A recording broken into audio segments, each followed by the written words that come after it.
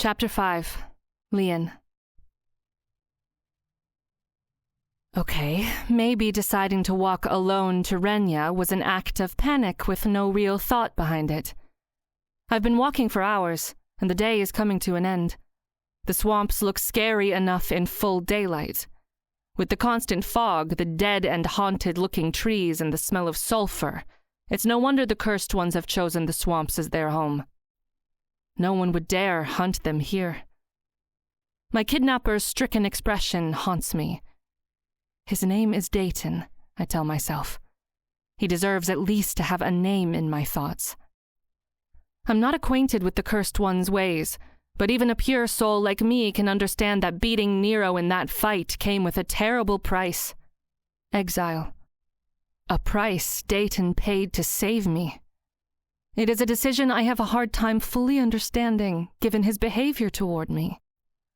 All those long days on the Behemoth, not even untying me to let me relieve myself. I've seen him kill pure soul men with my own eyes, and I don't think he has any problem hurting pure soul women. Some were murdered just outside my wedding tent.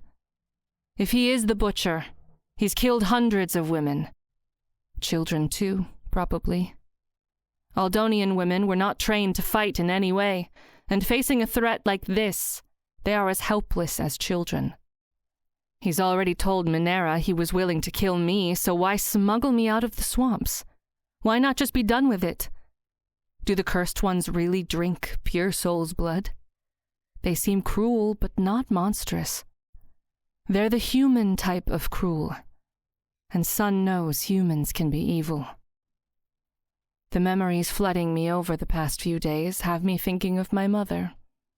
But these glimpses into the past won't fully come into focus. Toying with me like kids in a game of hide-and-seek I have no interest in playing. I can hear them laughing at me. What's evident is that my mother taught me things that deviated largely from the true religion's lessons. This knowledge is enough to make me doubt everything I know of the cursed ones. Mongans, as they call themselves. Maybe I should have stayed with Daton and helped him. But what could I possibly offer? I will find my way to Renya. My aunt, the queen, will aid me. I can get there by myself. Courage. I must find the courage. I keep walking, too frightened to stop. My thoughts drift. How strange it is to hear the Mongans speak so openly of the forbidden goddess. The Renyans are not allowed to worship her or speak in the old language. Aldonian is the only language permitted in Amada.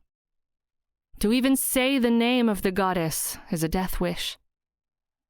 I will find Renya on my own and finally prove that I'm not some useless ornament, as my father sees me. I was so worthless that night, frozen like that. Tears of shame burn my eyes. I don't bother to wipe them away, for I'm alone in the swamps, and the night is a heavy blanket. The crescent moon hides behind the clouds. I remember with anger that the moon didn't hide that awful night before my wedding. No, it was a full moon, and the tent was bathed in light. The moon should have hidden that night so I wouldn't see everything so clearly. I stop and take 3 deep breaths. They are supposed to calm me down, but only make me aware of the sounds around me. Every noise can be a leaf dancing in the light breeze, or a predator moving toward me. There is no such thing as trolls, Daton said. But that really doesn't help me if I get eaten by a giant spider. I continue walking, not entirely sure of the right direction, but too afraid to stop. 2 hours later, I reach the end of the swamps. Not entirely useless, after all. Outside the swamps, I see a meadow with tall grass. Behind it is a grove. Soon it will be dawn, and I'll rest. I walk toward the grove where I would be less exposed than in the open meadow. But as I reach the center of the meadow, I hear howls. I'm entirely defenseless, and with not even a knife. The greatest weapon I have is a half-full water skin. I search for stones in the grass, but it is too tall for me to see them. Then I spot the creatures. 5 of them. They are looking at me like I'm their next meal. Direwolves. They are at least double the size of a normal wolf. In a heartbeat, I'm utterly surrounded. The direwolves howl, and I freeze, just like that night. Panic sets in as my body shivers. The moon emerges from the clouds to watch me as I lose everything again. The largest direwolf leaps toward me. Its huge paws hit my chest, and I quickly crash to the ground under its weight. The direwolf's claws are sharp at my torso and collarbone, but then its weight lifts off me. "Run!" Daton shouts as he hauls the direwolf into the air. But I'm glued to the ground, paralyzed with fear and shock. It's a habit I seem to have these days. Daton fights the direwolves with bare hands, having surrendered all his weapons to the Mongan warriors. He punches one direwolf in the jaw and it whimpers in pain. He kicks another in the underbelly, and the direwolf howls. But as much as he fights them, there are 5 of them, and soon enough they are all on top of him. He falls to the ground. He is going to be eaten right in front of me. Because of me. I'm furious at myself for being so weak. Furious to the point that something erupts in me for the first time. I scream. But it's not a scream that comes out of me. It's more of a howl. All the direwolves come to a halt and stare at me.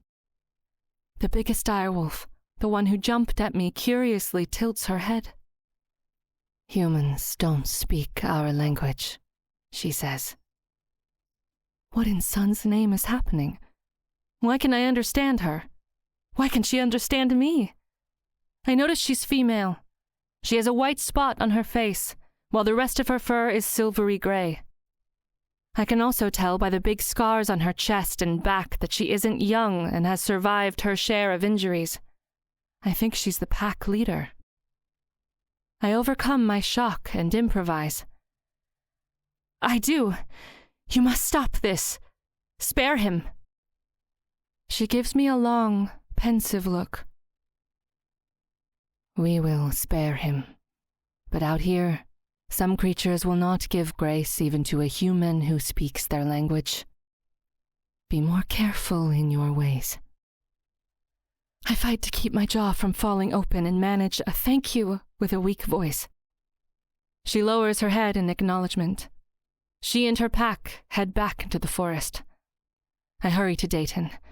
He's lying on the ground, breathing heavily, blood gushing from his injuries. He has significant, mean-looking gashes on his torso and at his throat that look like canine marks. He seems in such a bad condition that I think it's my imagination when I hear him speak. "What the fuck was that?" he asks. "That was a pack of direwolves," I answer while trying to figure out how to treat his wounds. "Don't play coy," he snaps. His lips curl in scorn, or maybe pain. I'm not being coy. I have no idea what happened, and his accusing tone rubs me the wrong way. This man has the ability to enrage me as I have never experienced. He starts to rise, only to groan in pain and fall to his back. He passes out. Good, I think to myself. This way he is less annoying. I tear off what remains of his shirt and tie it around the most significant injuries in an attempt to stop the bleeding. I know I'm not supposed to move him. It's one of the worst things you can do with injuries like this. But the meadow is too exposed. But he's so heavy, it takes me almost half an hour to drag him to the nearest tree to lean on. Daton looks awful. It's a wonder he's still alive with all the blood he's losing. He's not going to make it. Think. You need to think. I see a banana tree close by. Its pointy, succulent leaves look tempting, but their use is for different cases. If I can collect the tree sap and mix it with a forest mushroom and a powder from a pine tree's bark, maybe it will heal his wounds. I remember. Pure joy washes over me while I remember my mother teaching me and my sister Renyan healing. Another memory is revealing itself to me. In my satchel, I find a spoon and a small bowl. I use them to collect the Benera's sap. I locate a forest mushroom about half a mile from where I left Daton. I hurry back to find him in the same position. His eyes are closed, and his breathing is heavy. The bleeding has slowed down, but at this point, I'm not sure it's a good sign. I peel some bark from a pine tree and grind it with a small rock. I mix all the ingredients, add a bit of water, and make the paste. I don't know if it will work, but it feels so good practicing healing after all these years. And it most certainly feels better than just sitting there helplessly watching him die. I gently start rubbing the paste into the large wound, and he grabs my hand in a death grip. I cry out in pain, feeling my bones nearly crush. I twist in vain, trying to pull my hand away from him. No Renyan witchcraft. His eyes burn with that hate I remember from the first time I saw him. The nerve of the man, calling my mother's healing witchcraft. It's not witchcraft, it's healing. I snarl at him as I try to release myself from his grip. I mean it. Take that shit away from me, he orders, his voice full of danger. It's a miracle you're still alive. You will bleed to death or die from infection if I don't heal you. I cry in frustration. Then death it is. You will not practice Renyan witchcraft on me. He still grips my hand in a bruising manner. What an infuriating man. I change tactics. Instead of writhing in an attempt to get free, I punch him in the nose with my free hand. His eyes widen in shock and he lets go of my hand. I blink. He stares at me, still baffled. I punched someone in the nose. I've never punched anyone in anything. Now both my hands hurt. The one he grabbed still hurts from where his fingers pressed into my wrist, and my knuckles on the other hand are bruising from the punch. Renyans are not witches, I tell him. My mother was not a witch. This is ridiculous. The butcher sounds like an Aldonian priest. Daton looks tired and in pain. It's just a Benera's tree sap mixed with a forest mushroom and pine tree bark. That's it, I swear, I say, trying to appease him. He got wounded trying to save me, after all. You're disclosing Renya's secrets. To a Mongan? Astonishment is evident in his now weak voice. Shit, that's not allowed. My mother told me that when the goddess had gifted the first Renyan queen with the secrets of healing, the stars all trembled in awe, for such a great gift was never granted to any human before or after. The first queen swore to the goddess that Renyan women would forever keep her gift and use it only for goodness and grace. She swore that the secrets of the healing would be kept among the goddess's daughters and would never be risked, for every good can be corrupted. If a daughter of the goddess were to betray the secrets, she would no longer be considered her daughter, and the grace of the moon and the stars would be forever lost to her, which is why Renyan healers would choose death over disclosure of their secrets. Maybe it's because I wasn't raised in Renya. Maybe it's because my colors aren't blue. Maybe it's because my mother died so many years ago. But if it's the only way for him to stay alive, then so be it.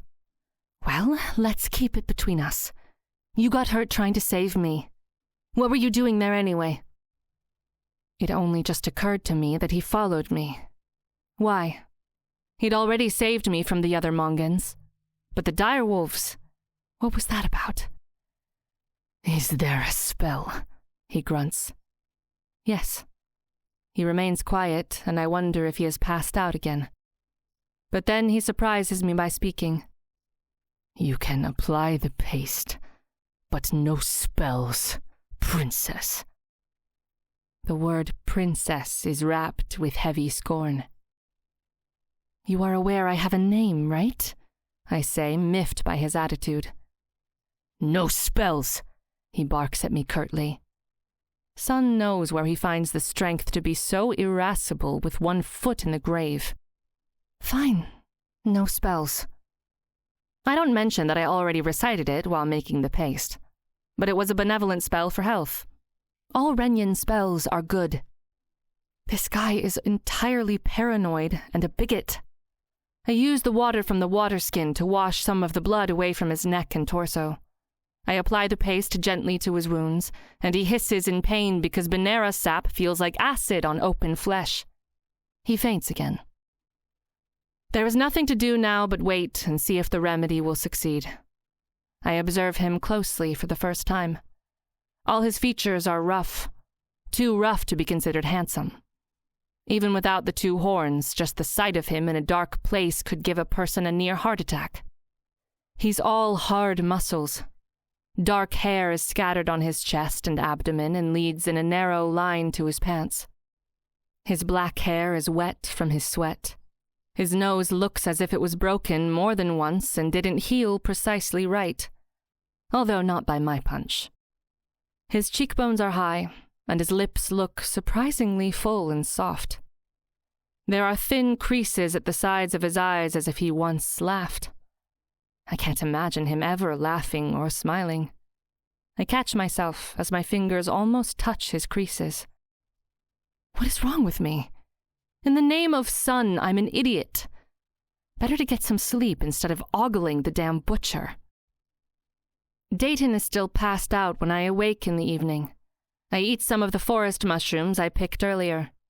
My stomach growls in anger at the insufficient meal.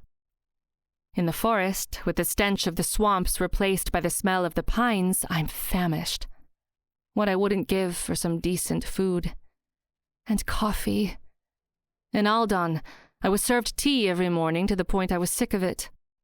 Coffee was always a treat, though, something to look forward to. I might be tempted to sell a body part for some decent coffee right now. Yep, coffee for a pinky toe sounds like a reasonable deal.